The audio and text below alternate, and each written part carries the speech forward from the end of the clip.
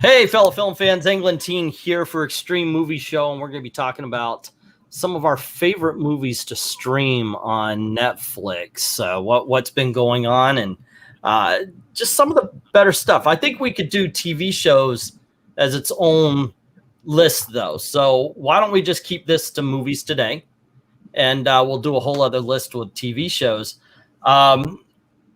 I jump on here and I'm seeing there's a lot of things. There's a lot of stuff from the past, a lot of stuff that I got to say, Netflix seems to be becoming its own TV channel. What do you think about that, Rob? More vaporware as usual. A lot of crap on there. Not much worth watching. Yeah, you remember a while back, it seemed like the Netflix originals and such would be something like it was an announcement. Hey, we got this movie, and you watched it. It was actually good.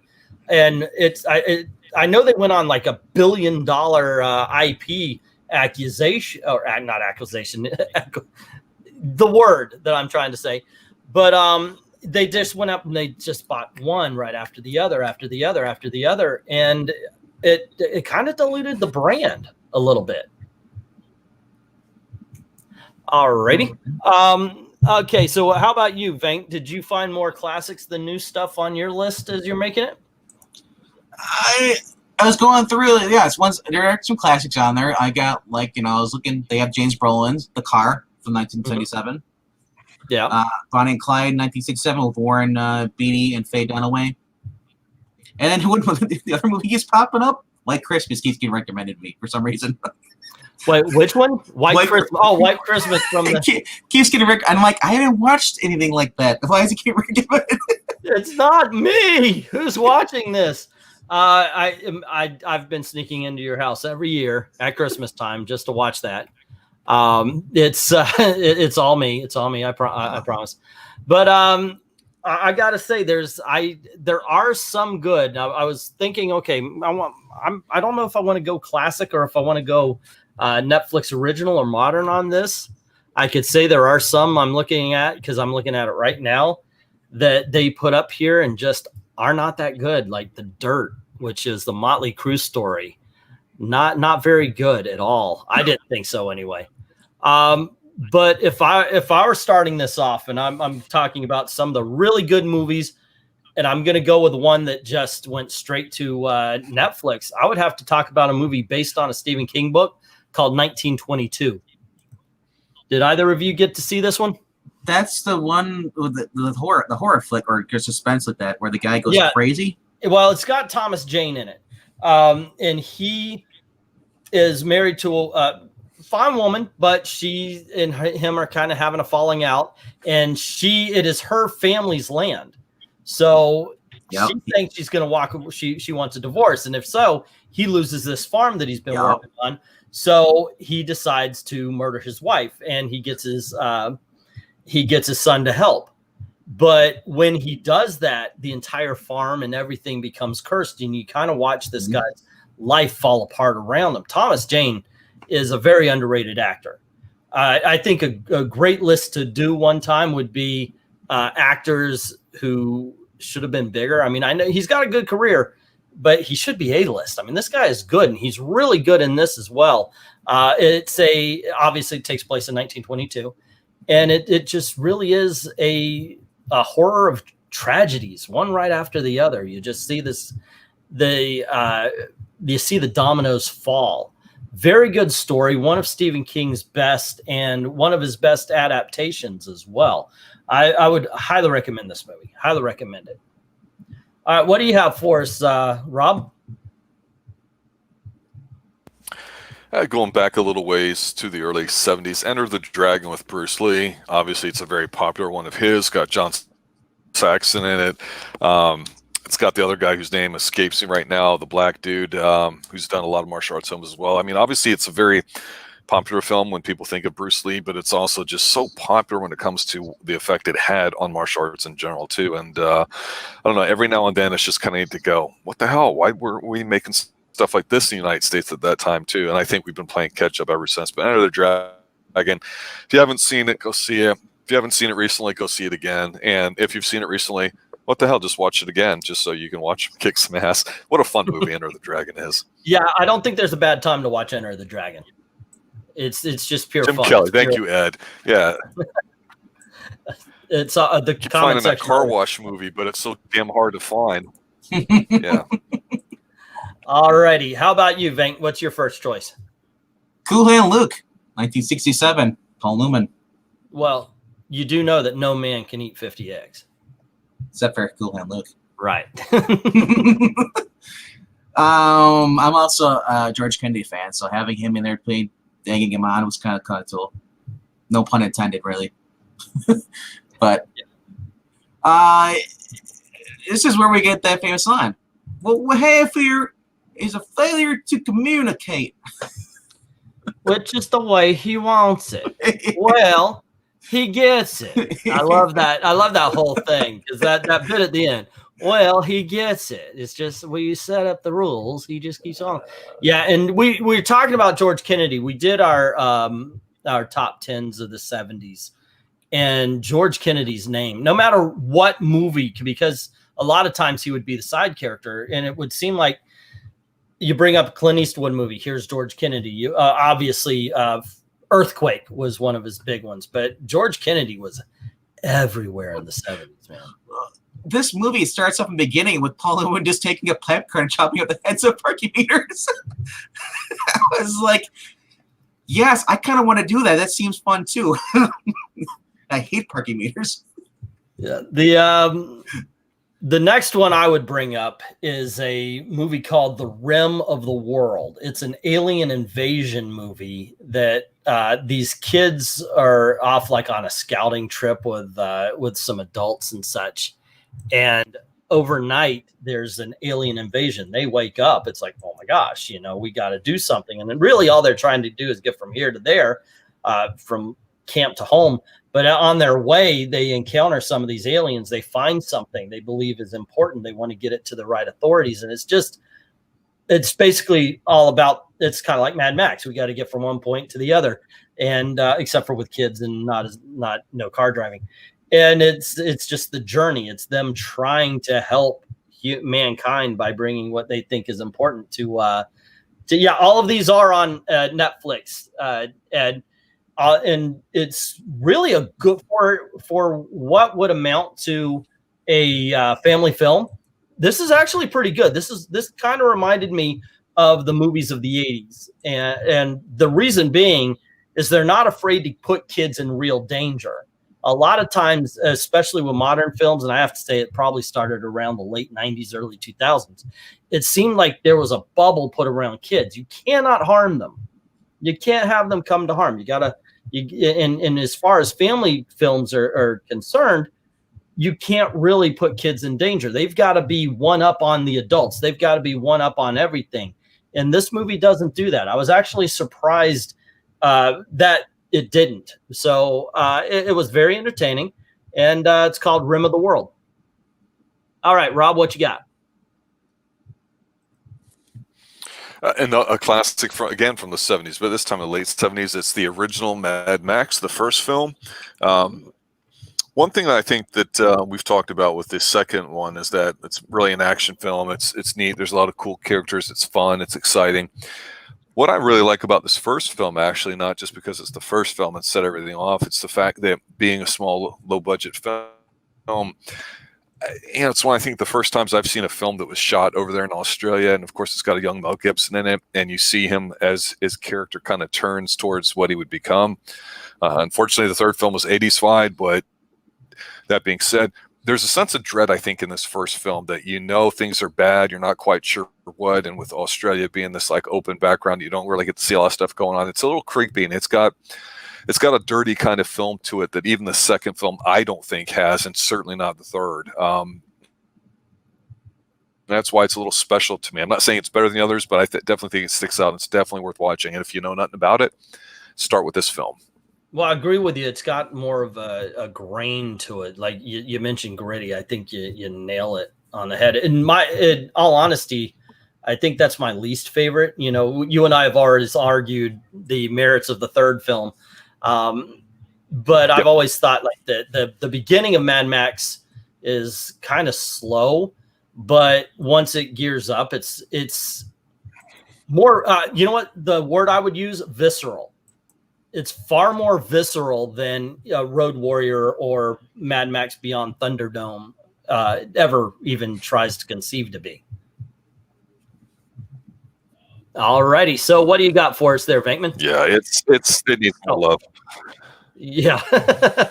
Well, what do you have for us next? The next one I got came from 2012. It was kind of a political movie, but Atlas Shrugged. Oh, okay, yeah, I saw this one. The old one? Yeah, the old one. Or the No, new not the. Well, the one from like the 2000s, not the one. Yeah, is there one from like the? There was a small company in the 2000s. They were kickstartering the whole trilogy. So that's why there wasn't a real schedule. It wasn't like we're going to release one year, one the next, one and the next. Yeah. When they got the money for them, they released the sequel. This is the sequel, actually. Atlas Shrugged 2, my bad. Because that's still very good. Yeah. Continue the whole thing, you know, with corporate America, basically, you know, and Tiger, he's basically trying to basically find out what happened to this guy, John Wall. That's the whole thing. Because, and it's a scary thing. They're paying like $60 per gallon of gas. The rich are, whoever's too rich. Everyone else travels by train.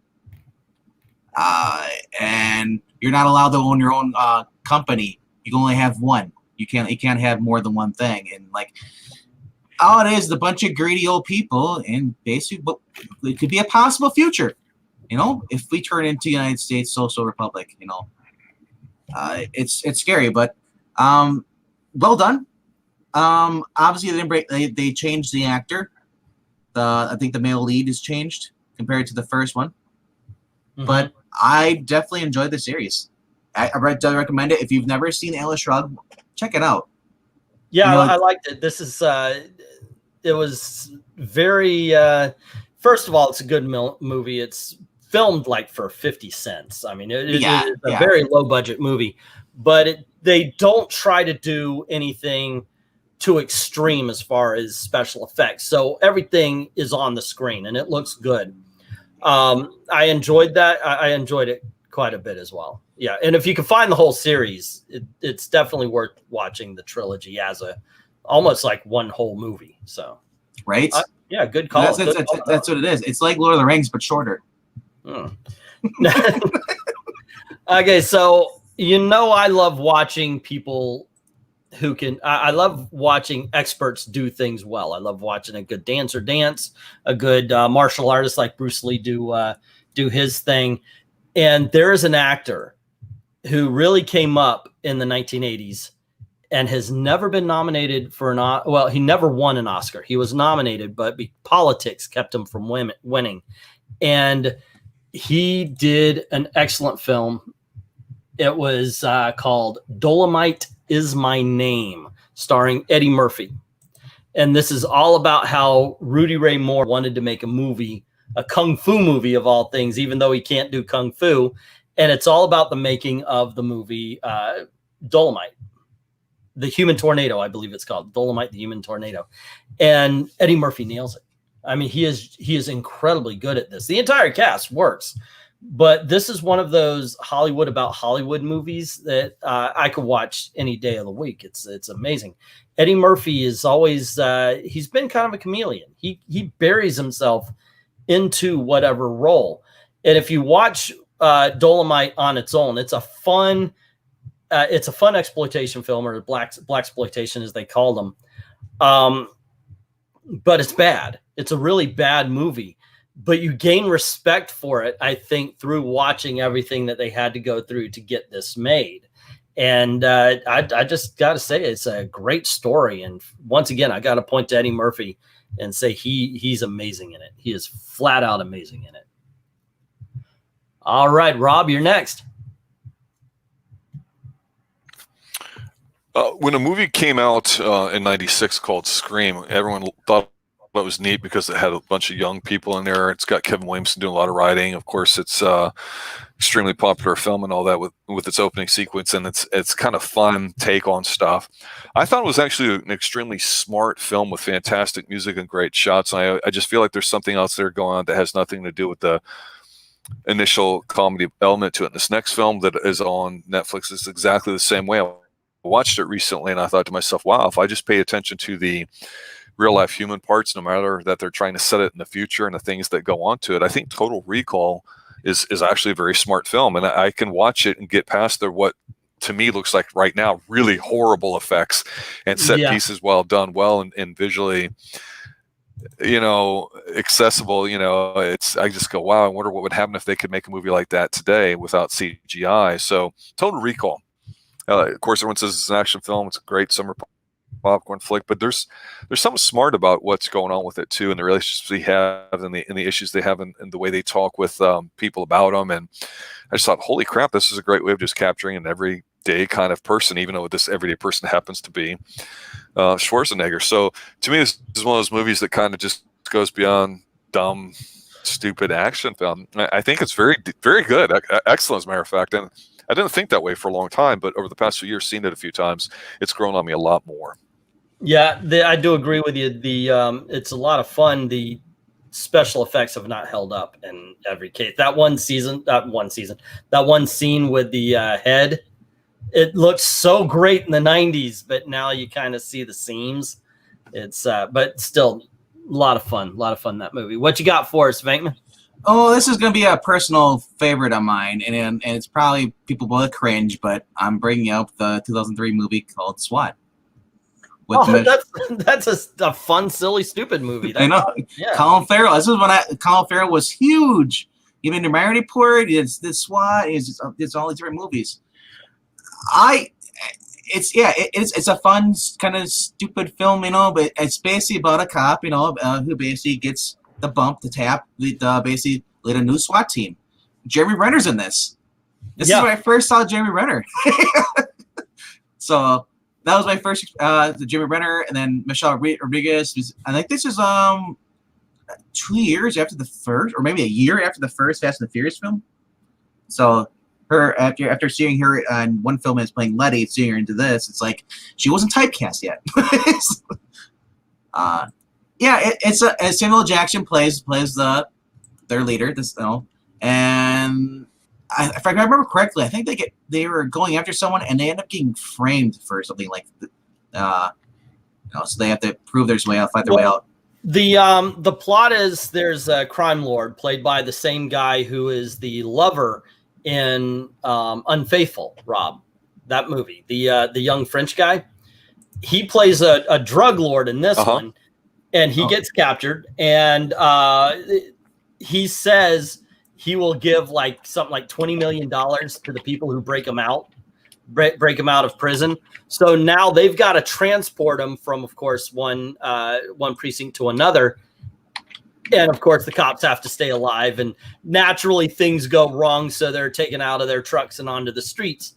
It's I agree with you, Venkman. I think it's a silly movie, but I think it's a fun film, much like the Fast and the Furious that you brought up. You can't take it serious. This might not be one you want to plug your brain in for, but you're going to enjoy it. It's almost like they're doing a movie reboot of the SWAT TV series in the 70s. Well, it is. Didn't Starsky and Hutch also come out like a year or two later after this? It's somewhere around there, yeah. But here's the thing. Here's the thing about that, and this is a well-actually moment. You wouldn't notice it if you don't think about it too much.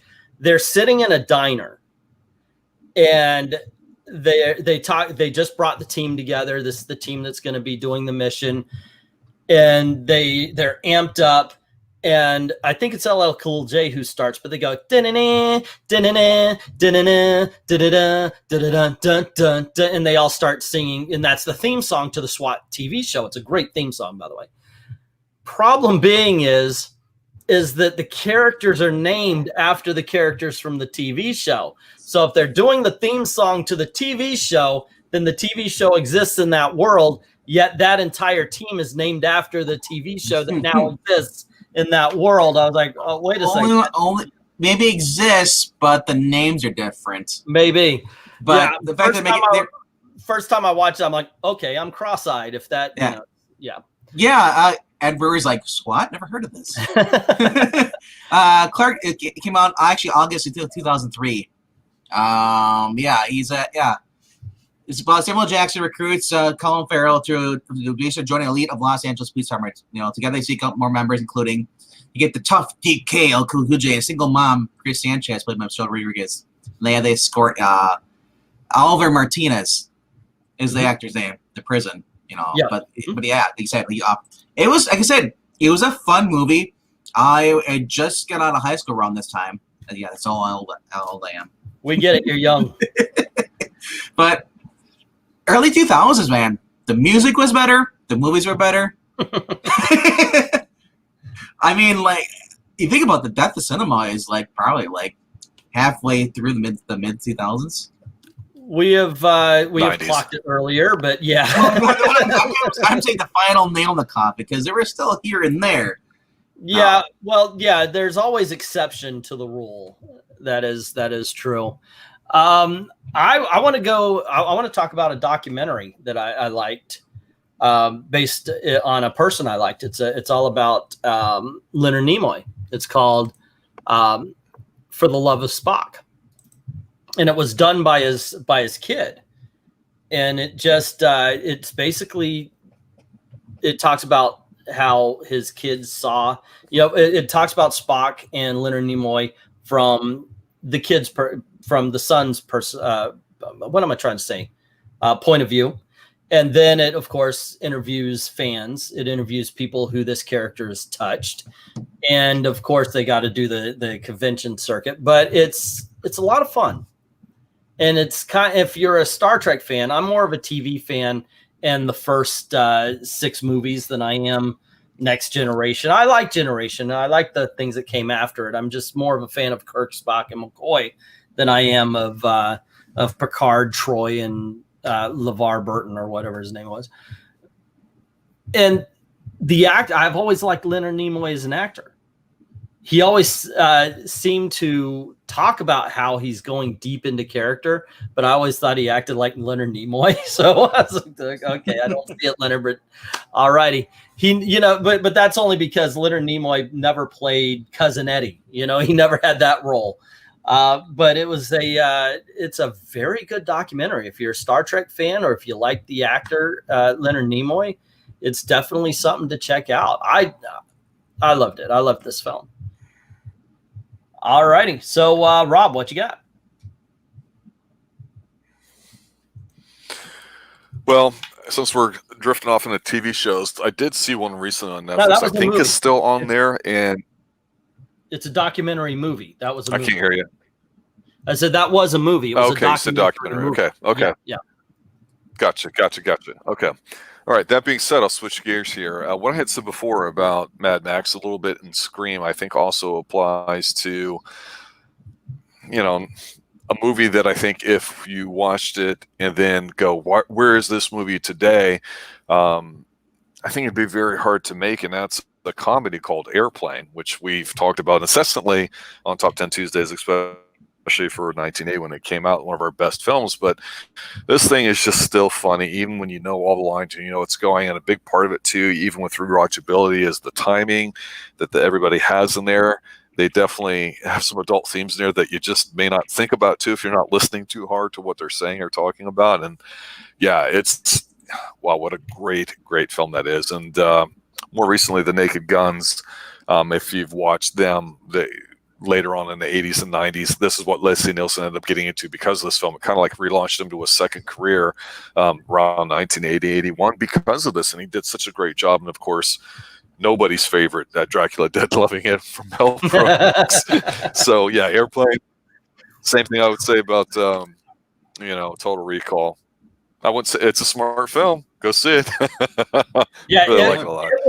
It was everything in the 80s. When it came on HBO, I remember in Meadowbrook, going to Meadowbrook, and everybody was talking about it. Airplane's just a hell of a lot. You can go check out Airplane on Hulu right now because that's the only place it's streaming. Okay. Oh, roger that. Okay. Yeah, my Netflix list is a little blanked. Yep. Hey, no, it's still a good movie. It's still a good movie. I'm counting on you, Rob. 4. Okay. So what do you got next there, Venkman? Next on my list. can't choose what's left. I gonna go with The Saint, 2017 movie. That is, it stars Alicia. How do you want Alicia Dushku? I can't remember how to pronounce her name, but she plays the femme fatale that joins up with the Saint, and the Saint is basically hired to go and go after this guy. It turns out the guy they're going at. Oh no, the guy this guy hires him to basically get his daughter. His daughter's been kidnapped, so he finds out the whole entire thing is basically bigger plot than what he thought it was. So he ends up getting him over his head. Elijah Dushku, who's a thief, another fellow thief, rival to him. They end up teaming up together. It's pretty damn good. I saw it on Netflix a while ago. Yeah, it gives you actually the back basic story of who Simon Templar is and all this stuff. Roger Moore produced this shortly before he passed away. Yeah, you got Adam Rayner is the Saint. Adam Rayner I've never even seen before. No, I've never heard of him before. Roger Moore is actually in this. He played Jasper. And then you had Ivan Ogley as a fixer. You know, and it's a fun movie. From beginning to end. I enjoyed it because I watched The Saint, the original, with Val Kilmer, and I hated that film. It was just so. Maybe some people enjoyed it. I did, but you know, it's my personal preference. I just couldn't get into it. It's just like I kept saying, Iceman. it's okay. Like give him some gum, and it's exactly. All righty. So earlier when you were making your list, and I asked you, you know, did you find more classics? Did you find newer stuff, Venkman? You brought up a movie called Bonnie and Clyde, which I don't know if you're going to talk about it. And absolutely 100%. I haven't seen it yet. If you did. Yep. But there's a film that came out and just a couple of years ago, as a matter of fact, called The Highwaymen. And it stars Kevin Costner and Woody Harrelson. And they play the cops that captured Bonnie and Clyde. So it's basically a chase film. They're going from town to town after every crime, trying to gather clues and figure out where they're going to hit next so they can capture Bonnie and Clyde. And it is, as much as it is about those two characters, it's not even about Bonnie and Clyde as much as it is about the culture that sprung up, about the hype that sprung out around, or the legend, I guess, that sprung up about Bonnie and Clyde. And I thought it was just amazing how these two actors they're not even really the central, the central theme or the central thing of this movie, but they hold your attention all the way through it. A long time ago, I would tell you, I am not a fan of Kevin Costner. There's two actors that are like this. Kevin Costner and Richard Gere.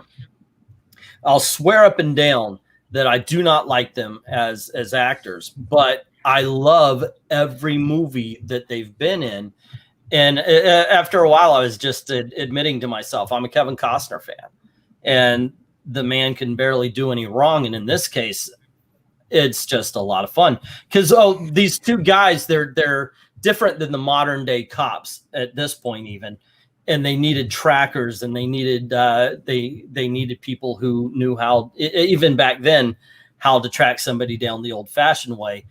And so they're older, and you can actually see them like beating the dust off themselves to get back to work. Really good film. If you want to see some good acting, it is a period piece. Apparently, I'm stuck in the 20s right now, but check it out. It's called The Highwaymen, and it stars Kevin Costner and Woody Harrelson. Did either of you guys get to see this one? I've heard about it. I know I've talked to people who actually have seen it, and they're praising it a lot. And from what I can tell, the story of it, and I've seen clips of it, you know, with Bonnie and Clyde on the road when they get gunned down. Yep. Yeah, it is not nice. That's for sure. But then again, Bonnie, say again, Rob. I have not. Highly recommend it. It looks like a solid movie. And I said, it's Bonnie and Clyde are always glorified being, they're the best thing, you know. They're like, I love them. They're true romance, having the time of their lives.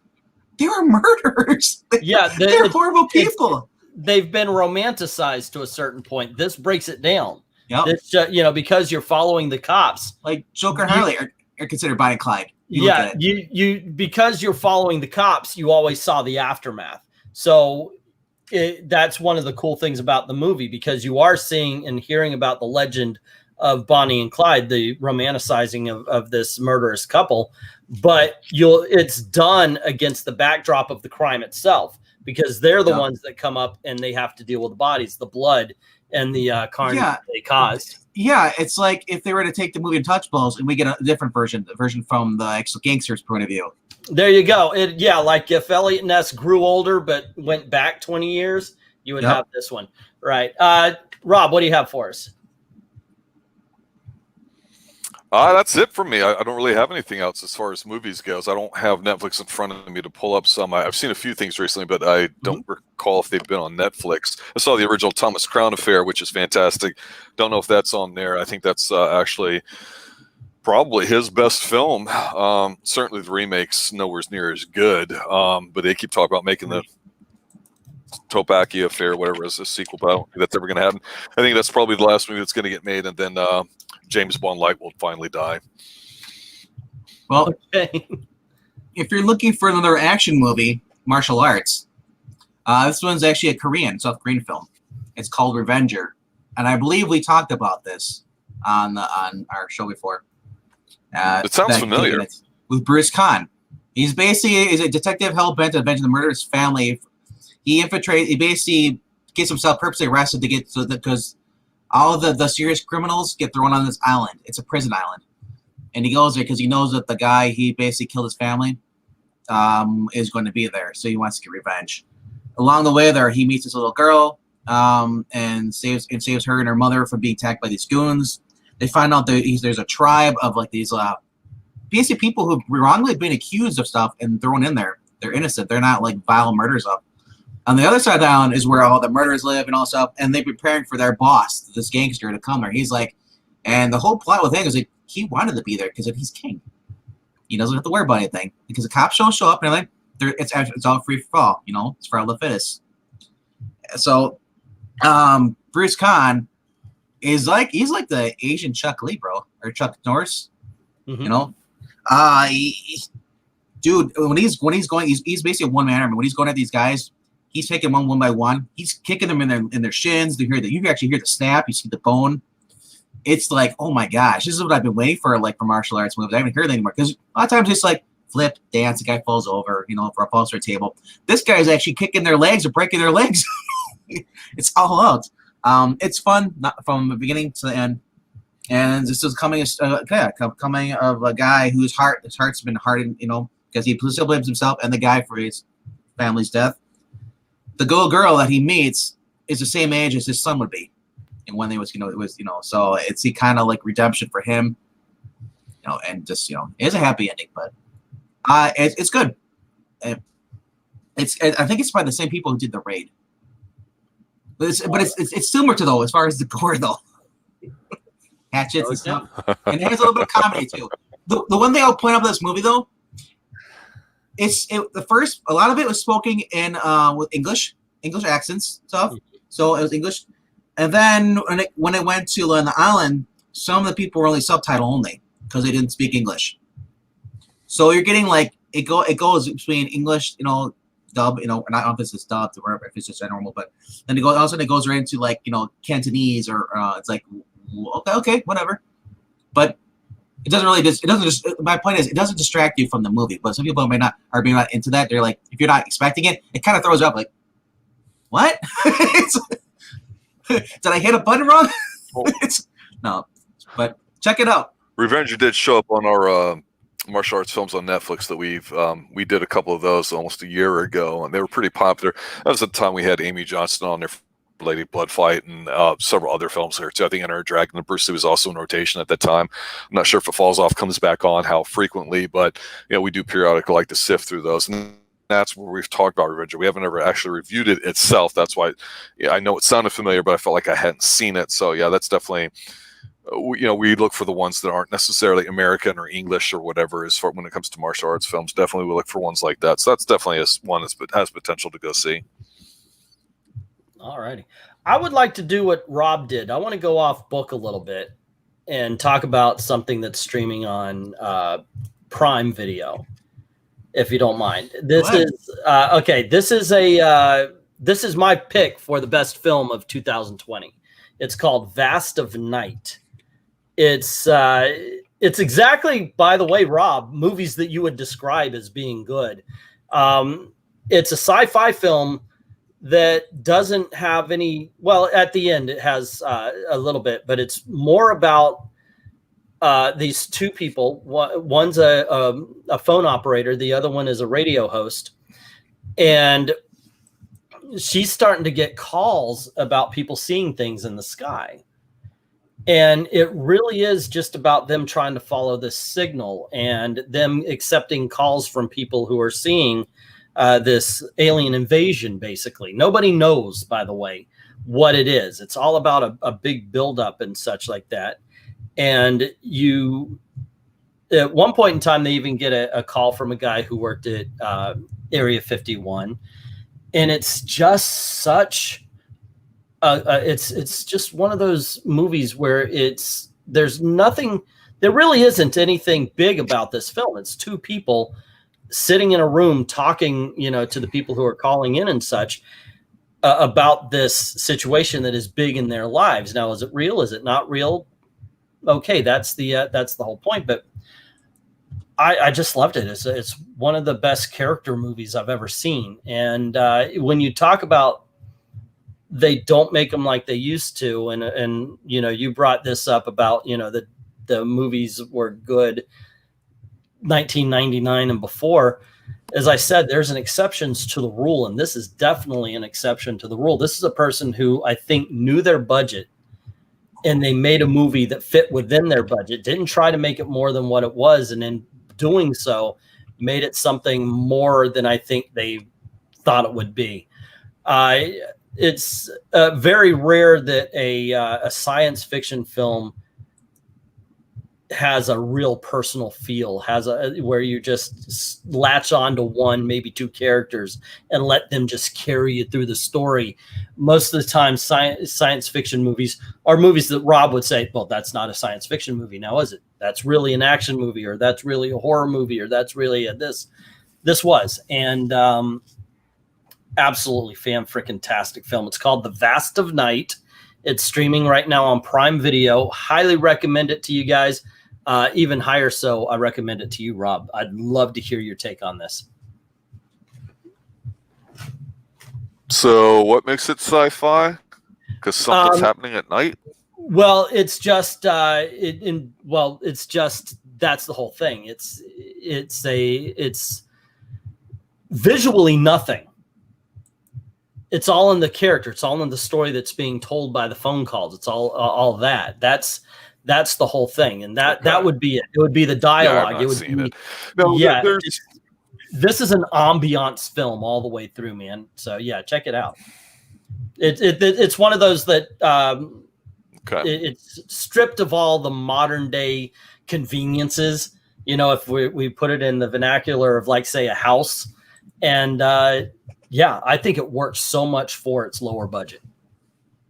But it's called The Vast of Night, and it's streaming on Prime right now. Incredible film. See, it just sounds like two people basically talking, and it's like, that's cool, I guess. I don't have a problem with that, so that's why I was asking about the sci-fi. It's kind of like in a lot of these big budget games that are getting out there now, video game wise. You also have some other ones that are called walking simulators, where it might be a 4 or 5 hour game and you're really walking and people are just talking and you hear a story and stuff. And a lot of I see it happening in Hollywood as well as video games, where big budget type movies or games are being taken over by people that say, hey, if we give it this big whole backstory and all that in 10 minutes worth of video, watch it begin, they only have to press the button once or twice and boom, we can call it a video game. And the way you're describing this movie, I kept thinking of all these games like Firewatch, tons of other ones that are out there like that. I go, I hope it's not that. I hope there's a science element to it that examines why people are the way they are. Yeah, rather than it's just a reminiscent kind of thing. Because I'm pulling it up now, looking, I'm going, yeah, I have not heard of this at all. I just brought it up here, and it's it really is good. I was surprised at it because it was just one of those where, you know, I knew the end of the year was coming, so I'm trying to get up to 100 films. I didn't make it, but and so I saw it had the year 2020 on it, and I said, okay, let's see it, let's check it out. Blew me away. It just absolutely blew me away. Well, The creaking door was perfectly timed. It added to the creepy movie feel, says Maranya. That was Gail coming in. That's why I turned off the camera. You know, she always likes me to turn off the camera when she's walking by. Ed says, is Lock and Key any good? I think so. I liked it. You saw this one too, right, Rob? It's a TV show, so it might be brought up in another list. But yeah, I think it's the Lost people that did that, if I remember correctly. I thought it was done fairly well for a fantasy type thing with having some adult themes to it, not overblown or anything like that, nothing sexy or overly violent, but it didn't feel like it was for 8-year-olds like a lot of things can be sanitized down. I thought it was done pretty well. It almost, yeah, definitely check it out. I mean, I think the other one out there besides Lock and Key that we've talked about, because I guess if you've seen it, Ian, you liked it, then we both agree, because normally I don't watch a lot of that stuff, but yeah, the one on Amazon, Tales from the Loop, I thought was very, very good. That's definitely a bit more sci-fi, but Lock and Key is just watch the first episode or two. Yeah, Gail and I watched Tales of the Loop as well, and we watched Lock and Key. Good movies, good TV shows though. Yeah, that was definitely a TV show. Do you have another one in you there, Venkman? I don't know anything about the comics. That's saying. Yeah, me too. I haven't read Lock and Key either, and I'm a comic book fan. So, do you have another one, Venkman? Or I've got a couple more, but okay. If we're doing another round or not this. Well, we'll do it. I've got another one. I've got a comedy. That's the one thing I haven't touched on. All right, since we're going off the script, we're going off the Netflix. Let's go to HBO Max right now, and let's watch Righteous Kill, 2008. Robert De Niro, Al Pacino. They had two 30-year-old veterans, on NYPD investigate a murder of a pimp. The crime resembles basically like something that they solved a long time ago, and then they realized they got a vigilante on their hands, someone who's basically going around killing criminals where the justice system failed. And I said that ending scene of this movie is just like, it was just probably one of the best speeches like in the history of cinema between two characters. All righty. I remember Righteous Kill, but I don't remember Righteous Kill. Like, I remember seeing it, but I don't remember too much about Robert De Niro and Al Pacino, and it's just like two cops, one's sick of the corrupt city, the other one is by the book. And like I said, I don't want to spoil the ending for you. For those who haven't seen it, watch it through. Holy crap, was it good? And Heat was crap. Sorry, I don't care if people like the movie Heat. That I did not like that. This movie's better than Heat. Heat is one of the most overrated movies. Okay, no, I don't believe that anybody said that. So. I believe a lot of people younger than 50 have. Oy vey. All righty, so I've got one more. We got to shut him up for a little bit. I got one more to talk about, and that is a film. We're going to take it back to Netflix, and this is I've been trying to do as many Netflix originals just to prove myself wrong, because there have been good. A while back, when Netflix says, "Hey, we got a new movie," it used to mean something. And they would make sure they had decent scripts, and they would be good movies and everything. When they heard that they were going to lose all the classic films because Warner Brothers was going to have HBO Max, Disney Plus was going to take away the Marvel stuff, they just went on a buying spree, and some movies were good, some movies were not. It's really a mixed bag at this point. Some would say it's mixed more with the bad than the good. But one of the good ones happened in 2018. It's called A Futile and Stupid Gesture. And it's about one of the biggest companies in the 1980s in 1970s that I have never seen take such a nosedive in quality before. And it's all about National Lampoon. And it's about the rise and fall and the eventual, well, can't really say suicide because they don't know if it was suicide of Doug Kenny, excuse me, the guy who created National Lampoon. And granted, it's a little weird when you see people playing real people. Doug Kenny is somebody that nobody knows. He's played by Will Forte. So it's okay for that. It gets past. If you want to know what he looks like in real life, the really geeky looking guy in Animal House, the tall, skinny guy with a long neck, red hair, I think he's the guy that leads the band into the alleyway. That's Doug Kenny. And it's all about, this is a guy who truly did not care what anybody thought, and he would do anything, you know, just at the spur of the moment. Big friends with Chevy Chase, who makes an appearance in the movie, and he's played by Joe McHale, who starred with Chevy Chase in the TV show Community. And it's really an interesting story when you're, especially I think for someone like myself, or maybe even just a touch older. We were brought up with National Lampoon. For us, of course, Animal House, and you had the magazine that came out. Caddyshack was their second movie. And this is what drove Doug Kenny into wanting to commit suicide, or what they think may have driven him, because Animal House was such a huge instant success. Caddyshack wasn't. It was big, but it wasn't as big as Animal House. So he saw it as a failure. And that mixed with the drugs that were heavily going around, it tells a really interesting story, this movie. And it does it entertainingly. Everybody does their job well. All the actors nail their parts. But yeah, I would recommend it. It's called, once again, it's called a futile and stupid gesture on Netflix. And there you go. I take it I'm the only one that saw that one. All right, Doug Kenny is Stork. Maranya says yes. That is the character he plays in Animal House. Let's see, The Kingdom. If you like zombies, check out The Kingdom on Netflix. It's Korean and it's awesome. Check out #Alive as well. That's a lot of fun. Kingdom looks rich, good production, and that's your conversation. So there you go, gang. If you want, you can close us out there, Venkman. You said you had one more. This is going back to 2011. This movie's called Haywire. Oh, okay. If you guys remember this, is Channing Tatum, Gina Carano, Michael Fassbender, Ewan McGregor. This is her first movie. Yeah, her very first movie. With a budget of $25 million, actually it did fairly well for 30. It got $33 million, you know, because he wasn't really known back then, you know, other than doing it in the MMA stuff. This is where she's basically a government agent who basically was sent into a mission and then basically double-crossed and left for dead. This is about her basically tracking down the people that basically result for this, and getting her see her signature moves, her armbar and all that stuff.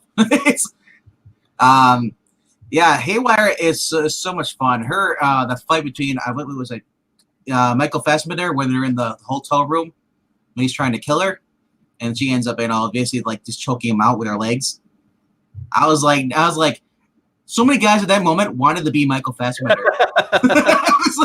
I was like one of them too. I was like, I volunteer? That's actually a joke in Police Academy, by the way. She slams the guy down. Why didn't you tell me Antonio Banderas is in it? And Michael Douglas. Now I gotta go watch it. Alrighty. You've never seen it before? No. It wasn't like you said, it wasn't a hugely popular film, but for a first timer, I thought she did fine. I thought she did okay. Well, there you go, gang. That's a bunch of Netflix streaming movies. I hope you enjoyed the list. If you want to see us do other streaming services or another one like this, please, by all means, let us know in the comments below. Don't forget to click like, share, subscribe, do the whole thing there. Cool things happen around these parts. Hate for you to miss anything. Like, thank RDV and Rob Classic for helping me out and joining me today, as well as everybody in the chat and your recommendations as well. And as always, gang, thank you very, very much for watching. And remember, stay extreme. Later, guys. Bye. Alrighty. And this has been going on the same thing.